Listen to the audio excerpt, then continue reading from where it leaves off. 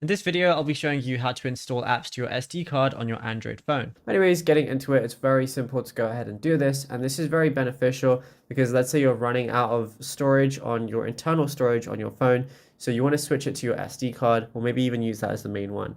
All you want to do is go over to your settings application, go ahead and scroll down and you're going to see apps as one of the options. So go ahead and click on that. Then over here, all you want to do is find whichever application you want to do this with. So let's just try and find something big. Let's say I want to do Fortnite. Go ahead and click on it. I'm going to see a lot of options, but I'm going to see storage as one of the options. So go ahead and click on that.